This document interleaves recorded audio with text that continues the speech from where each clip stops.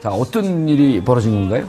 네, 지금 사실은 이제 이 사건이 불거졌던 것은 2016년 3월 말입니다. 예. 당시에도 이 FX 경납고 관련해서 그런 이 심사위원이 총 68명으로 구성되는데 40명이 군 내부 그리고 28명이 민간인데 그 안에서 당시 이제 현대건설 측과 대우건설 측에 이런 다양한 로비가 있었다. 그것이 밝혀져서 심사에서 현역 이 영관급 이상으로 현역 심사단이 구성됐었는데 현역 심사단은 전부 다 바뀌었죠. 예, 그리고 그 현대건설과 대우건설 주로 방식은 그런 특히 공병대 출신의 뭐 장성부터 영관급 이 제대자들을 고용을 해서 그들이 현역 시절 부하였던 이 현직 지금 이제 공병대 장교들을 접대하는 형식으로 지금 그림이 나오네요. 진행됐습니다. 그리고 이제 뭐 접대 방식이 모바일 상품권이나 그리고 선지불한 골프 사용권이나 이런 이제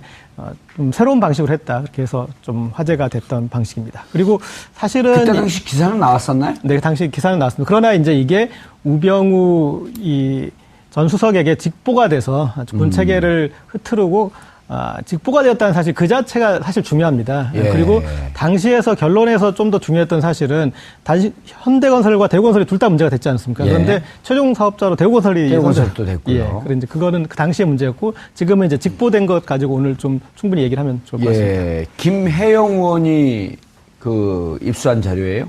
네, 그렇습니다. 김혜영 의원은 부산에서 당선된 부산 지역 5명 의원 중에 최연소 변호사 출신 아닌가요?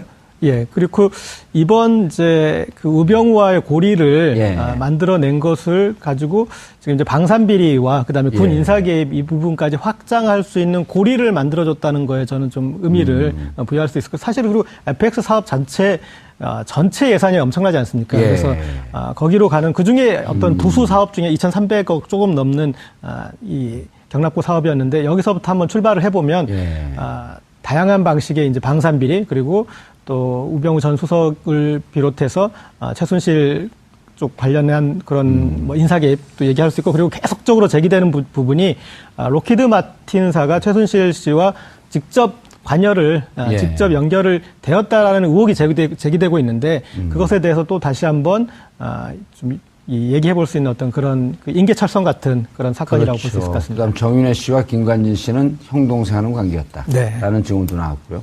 김혜영 의원이 그 부산 의원 맞죠?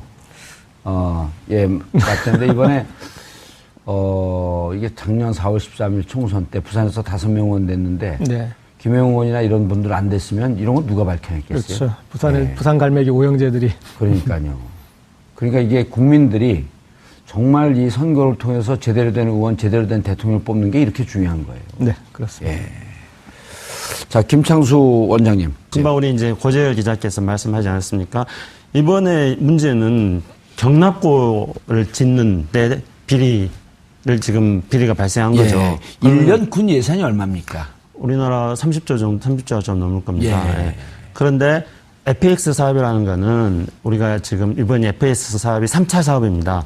한국에 차세대 전투기를 도입하고자 하는 사업입니다. 그래서 FX 사업으로 3차 사업으로 지금 현재 F-35가 록히드 마틴의 F-35로 결정됐습니다. 근데 이 과정 속에서 많은 문제가 있지 않습니까? 그렇죠. 아주 귀가 따갑게 들어오는 얘기 아니에요? 근데 F-35 사업이 FX 3차 사업인데 그 예산이 8조 3천억 원 정도 됩니다.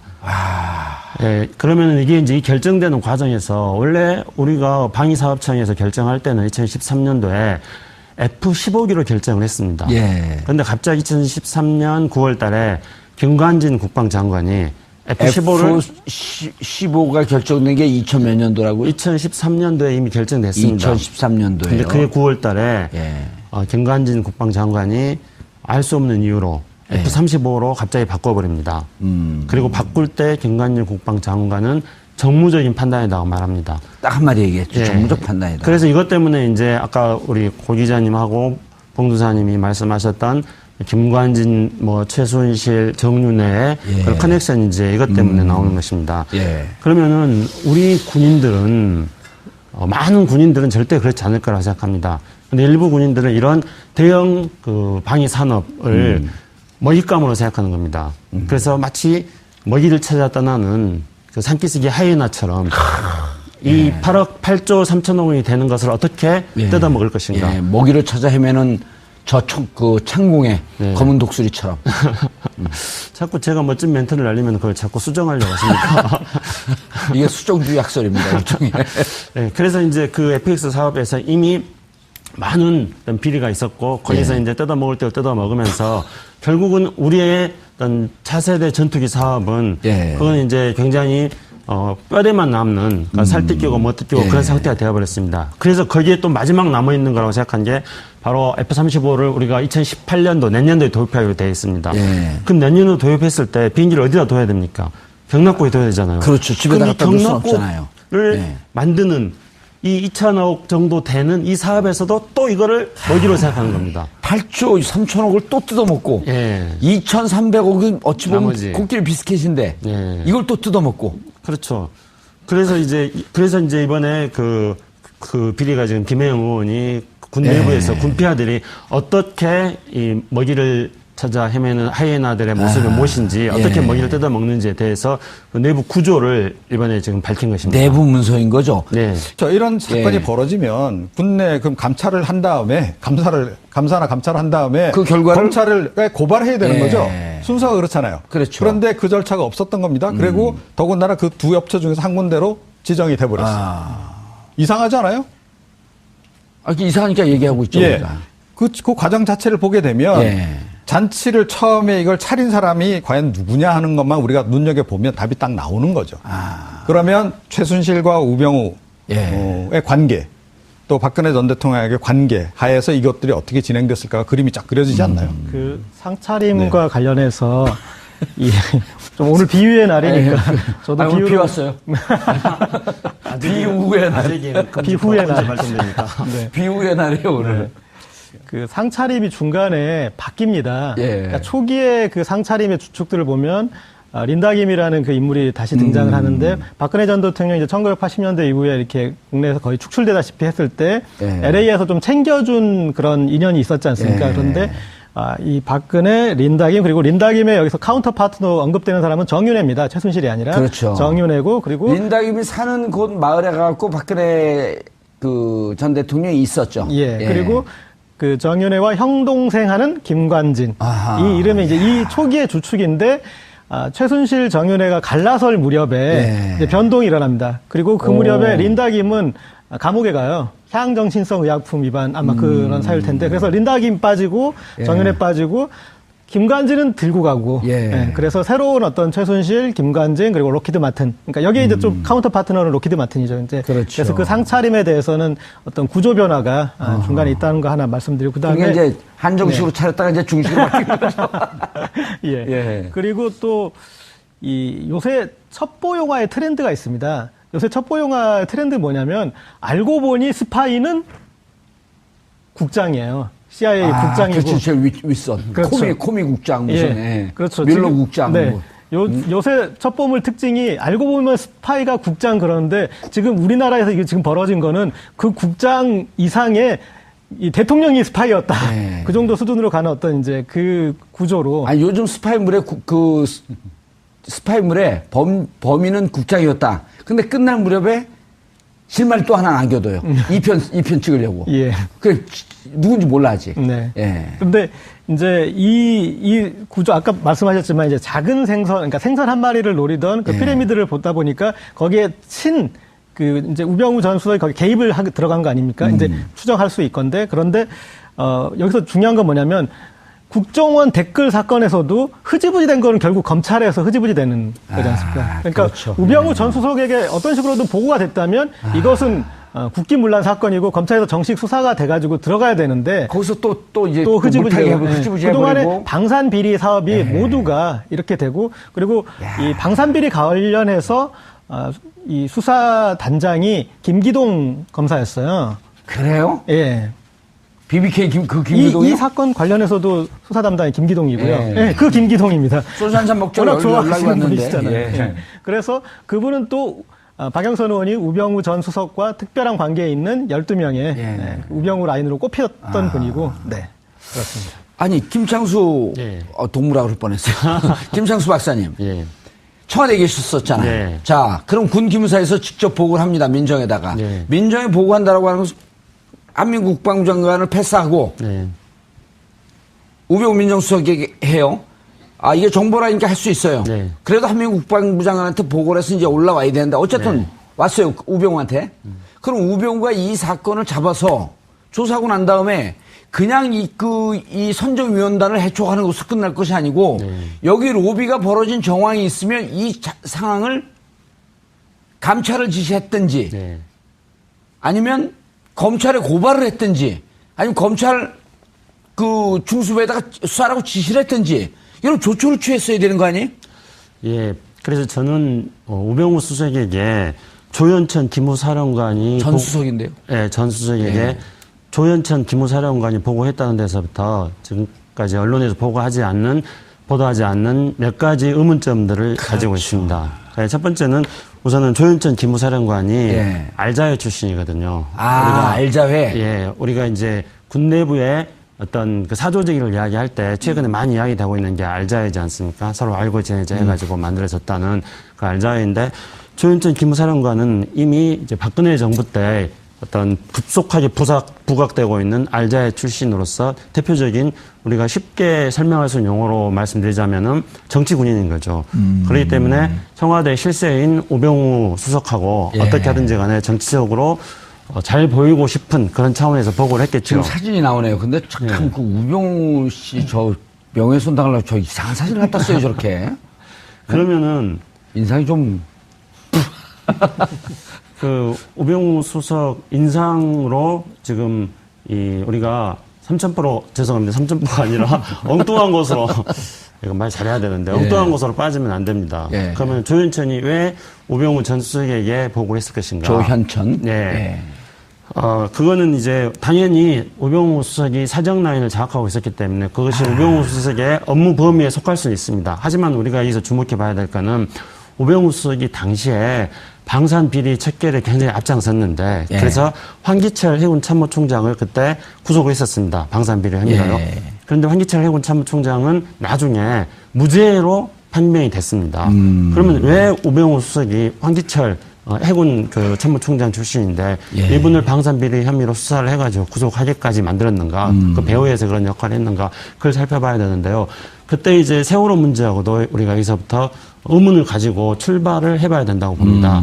왜 그러냐면은 세월호 문제가 많이 발생했을 때 해군에서 통영함을 예. 세월호 긴급 구조를 하는데 토요를 하느냐 마느냐 뭐 이런 논란들을 많이 출항하느냐 마느냐 논란했을 때 결국 출항을 안 시켰죠. 그렇죠. 그러면 왜 안 했는가를 가지고 이제 여러 가지 책임 소지가 있는데 결국은 해군 쪽에서는 통영함을 투입하려고 했지만은 그런 다른 이유로 인해서 통영함을 투입하지 못함으로 인해서 세월호에 초기 대응을 못했다는 그런 사회적 비판이 많이 있었습니다. 그렇기 때문에 이런 문제의 연장선상 속에서 해군 참모총장이 방산비리 혐의로 구속이 되고 그리고 결국은 그것이 무고하게 구속됐기 때문에 예. 나중에 이제 무죄가 됐다는 그런 세간의 의혹들이 많이 존재하고 있는 상황입니다. 예. 이런 상황에서 우병우 수석이 우리가 유추해 볼 때 방산 문제에 대해서 관심을 가졌던 거는 바로 이런 것과 연관시켜서 볼 수 있다는 거죠. 그렇기 때문에 조현천 기무사령관은 이런 상황을 파악하고 관련된 것들을 보고를 했을 것이라고 추측을 합니다. 이종훈 평론가님, 조현천 기무사령관이 64 37기 그 박지만 친구 중앙고 동기 동창이었던 김재수인가요? 이재수.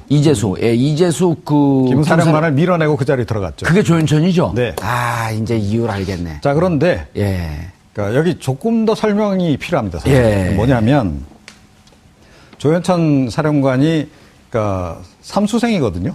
승진에 3번 누락을 했어요. 굉장히 승진에 갈급해 있는 상황이었습니다. 자, 그 상황에서 다리를 누가 놓느냐 하면 그 국정원의 추모국장 아시죠? 예. 그 우병우 전 수석에게 직보했다는 그렇죠. 그 인물.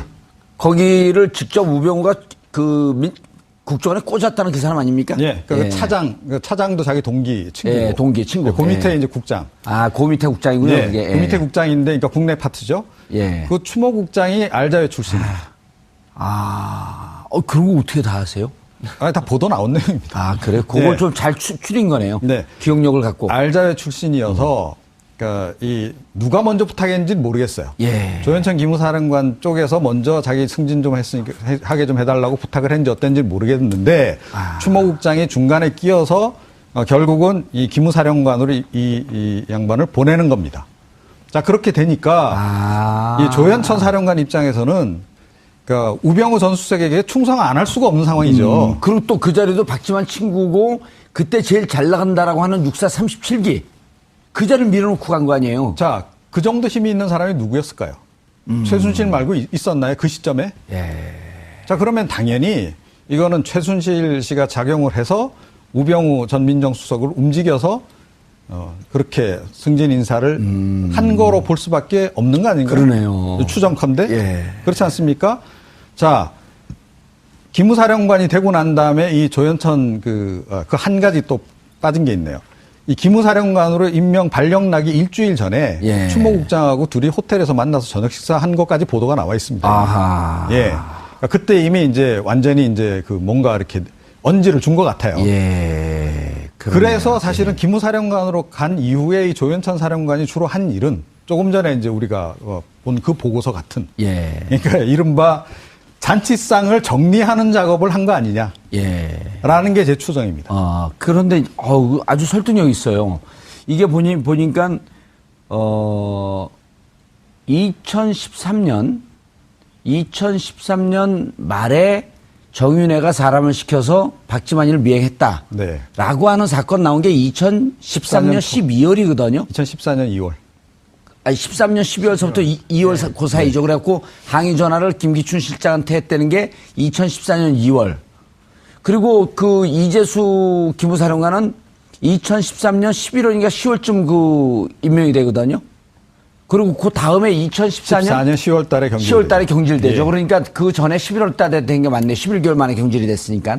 10월에 됐는데 그때 바로 박지만 라인이 다 떨궈져 나간다, 군에서. 그렇죠. 그 보도가 나오기 시작했단 말이에요. 정윤회 감찰 문건 이후에. 예, 그 이후에. 그때 이제 싹 정리가 되는 거죠. 그러니까 최순실 쪽으로, 그러니까 정윤회하고 최순실 씨가 이혼하잖아요. 예. 2014년 초에. 그러면서, 이혼하고 나서부터 싹 다 그쪽 라인을 정리를 하면서 최순실 독점 체제로 싹 정리해가는 과정. 그게 2014년 10월에 그렇죠. 조현천 기무사령관이 되는 그 시점하고 네, 딱 일치한다. 맞물린다. 거죠. 그리고 그런 시점은 예. 로키드 마틴이 우리 군수 이 수출입을 예. 독점해가는 그런 거하고 또 궤를 같이 합니다. 그러니까 로키드 마틴에서 도입하는 무기 비용이 박근혜 정부에서 도입한 무기 비용이 참여정부 때, 예. 노무현 정부 때 거의 100배 가까이. 100배라고 그러더라고요. 예, 그리고 예. 심지어 이명박 정부 때보다도 13배 정도 예. 되는 이 로키드 마틴으로 독점이 되는데, 자, 중요한 인물 2명이 기무사령부였던 조현천, 그리고 그런 이제 군수 방산비리 관련 수사단장이었던 김기동, 이 두 축이 다 지금 우병우와 연결이 되지 않습니까? 김기동과 우병우는 고영태가 우병우가 김기동을 차은택에게 소개를 시켜줬다라고 노승일이 말한, 어쨌든, 그리고. 우병우가 예. 김기동을 차은택에게 소개를 시켜줬다고 고영태가 말했다고 노승일이 말했습니다. 노승일 전 부장이. 어쨌든. 자, 그리고, 그 김기동과 우병우 관계에 대해서는 이제 박영선 의원이 예. 이렇게 우병우 라인이라고 했던 적이 있고, 어쨌든 그 양축에 있으면서, 그런 이제 비리 구조를 수사해야 될 검찰 권력까지 다시 활용을 해서 결국은 기승전 로키드 마틴이 되는 예. 그 구조에 우병우 라인들이 각계 지금 있었던 이 그림이 지금 이렇게 그려져 있는 겁니다. 이 나머지 부분은 더 수사로 밝혀져야 될 것 같지만. 자, 어떤 일이 벌어진 건가요?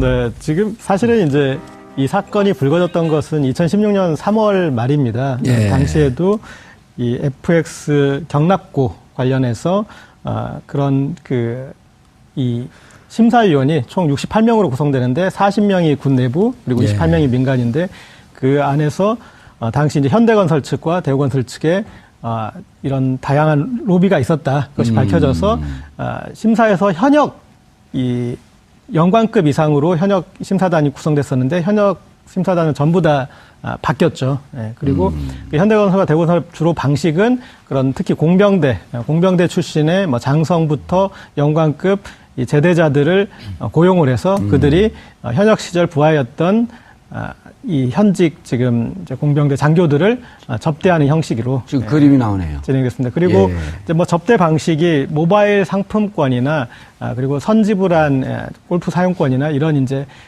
좀 새로운 방식으로 했다. 그렇게 해서 좀 화제가 됐던 방식입니다. 그리고 사실은 그때 당시 기사는 나왔었나요? 네, 당시 기사는 나왔습니다. 그러나 이제 이게 우병우 전 수석에게 직보가 돼서 군 체계를 흐트르고 직보가 되었다는 사실 그 자체가 사실 중요합니다. 예. 그리고 당시에서 결론에서 좀 더 중요했던 사실은 현대건설과 대우건설이 둘 다 문제가 됐지 않습니까? 예. 그런데 최종 사업자로 대우건설도 됐고요. 예. 그런데 그거는 그 당시의 문제였고 지금은 이제 직보된 것 가지고 오늘 좀 충분히 얘기를 하면 좋을 것 같습니다. 예. 김혜영 의원이 그 입수한 자료예요? 네, 그렇습니다. 김혜영 의원은 부산에서 당선된 부산 지역 5명 의원 중에 최연소 변호사 출신 아닌가요?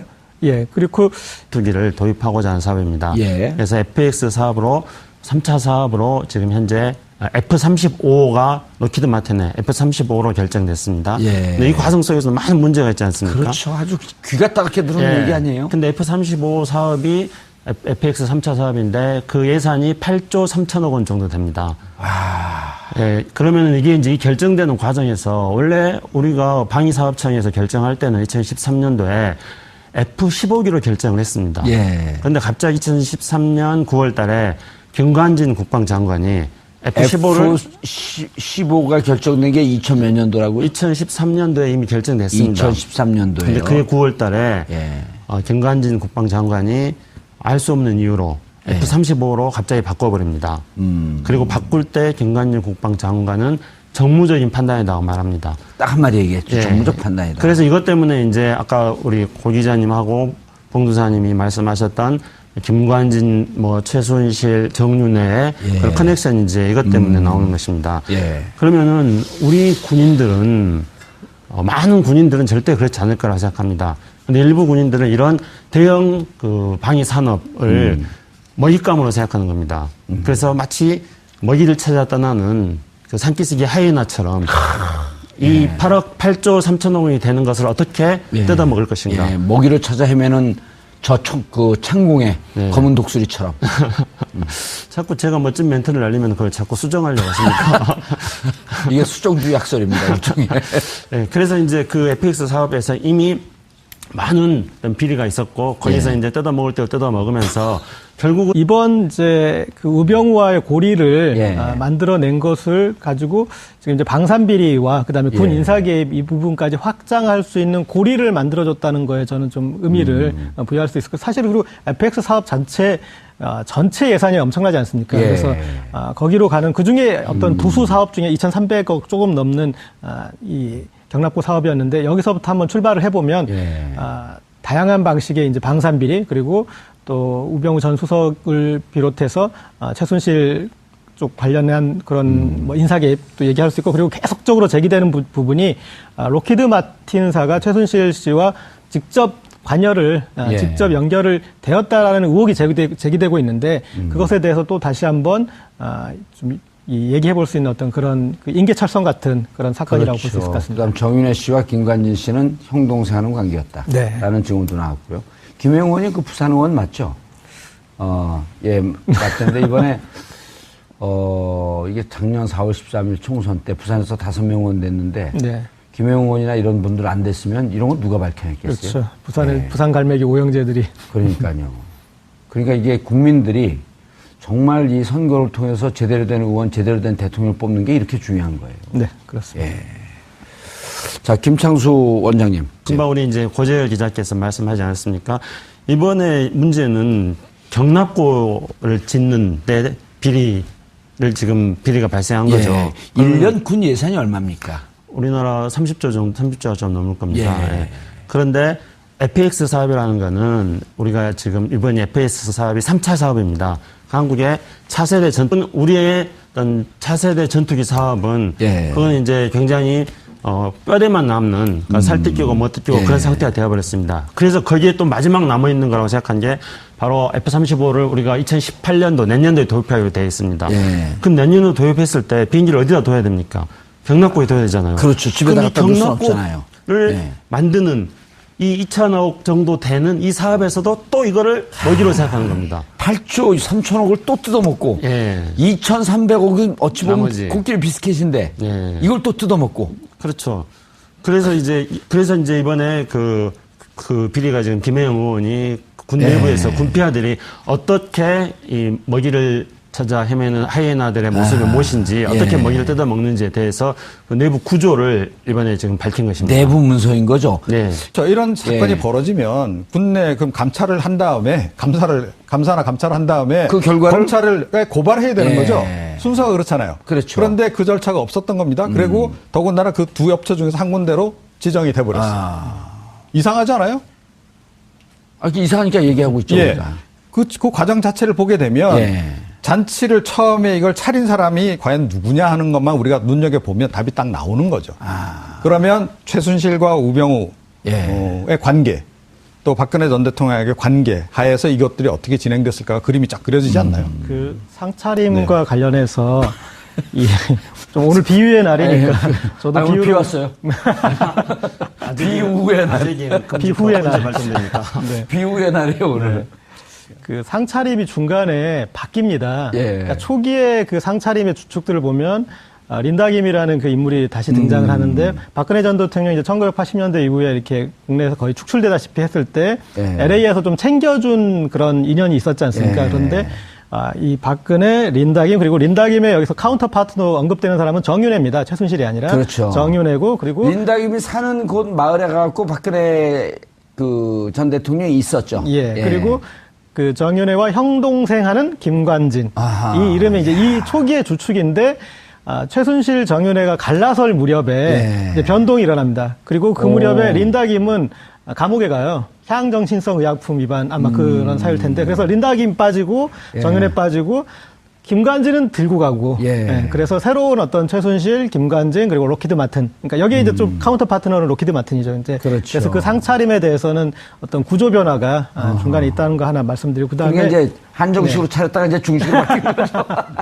예. 그리고 또 이 요새 첩보 영화의 트렌드가 있습니다. 요새 첩보 영화 트렌드 뭐냐면 알고 보니 스파이는 국장이에요. CIA 국장이고. 그렇죠. 제일 윗선. 그렇죠. 코미 국장 무슨. 그렇죠. 밀러 지금, 국장. 네. 뭐. 요새 첩보물 특징이 알고 보면 스파이가 국장 그러는데 지금 우리나라에서 이게 지금 벌어진 거는 그 국장 이상의 이 대통령이 스파이였다. 그 정도 수준으로 가는 어떤 이제 그 구조로. 요즘 스파이물에 스파이물에 범인은 국장이었다. 근데 끝날 무렵에 실마리 또 하나 남겨둬요. 2편 찍으려고. 예. 그 누군지 몰라 아직. 네. 예. 근데 이제 이 구조 아까 말씀하셨지만 이제 작은 생선